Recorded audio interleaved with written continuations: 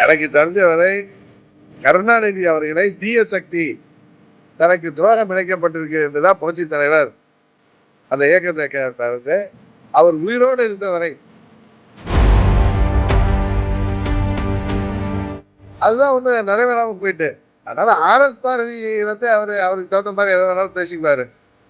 கவிதால அவங்களுக்கு ஒரு தீர்ப்பு ஒரு விஷயம்னா அவங்க அப்பையார் அவர்கள் காலத்துல இந்த தீர்ப்பு வாங்கலாம் பேசுவாரு. ஆர்எஸ் பாரதிக்கு இருக்கு அது திமுக சேர்ந்தவர்.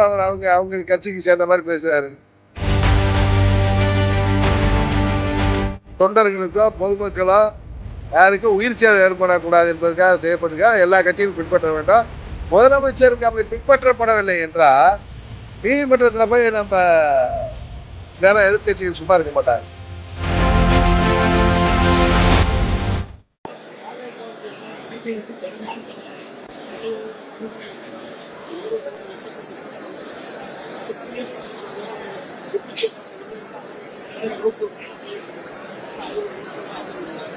அவங்க நீதிமன்ற வழிகாட்டுதல் படி இருக்கு.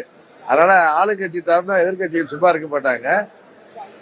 நான் ஏற்கனவே போய் சொல்லிட்டேன். இந்த நிபந்தனைகளை எல்லா அரசியல் கட்சிகள் பின்பற்றினால்தான் தொண்டர்களுக்கோ பொதுமக்களோ யாருக்கும் உயிர் சேதம் ஏற்படக்கூடாது என்பதற்காக செய்யப்பட்டிருக்காங்க. எல்லா கட்சிகளும் பின்பற்ற வேண்டும். முதலமைச்சருக்கு அப்படி பின்பற்றப்படவில்லை என்றால் நீதிமன்றத்தில் போய் நம்ம நேரம் எதிர்கட்சிகள் சும்மா இருக்க மாட்டாங்க. அதனால அது எனக்கு அதை பத்தி தகவல் தெரியல.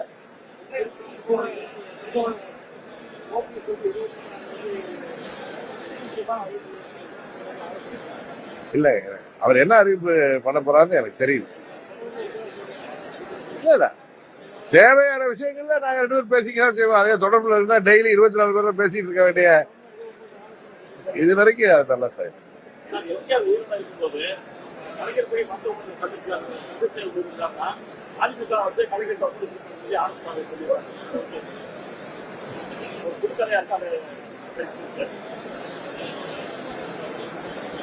எனக்கு தெரிஞ்ச வரை கருணாநிதி அவர்களை தீய சக்தி தனக்கு துரோகம் இழைக்கப்பட்டிருக்கு என்றுதான் புரட்சி தலைவர் அந்த இயக்கத்தை கேட்டாரு.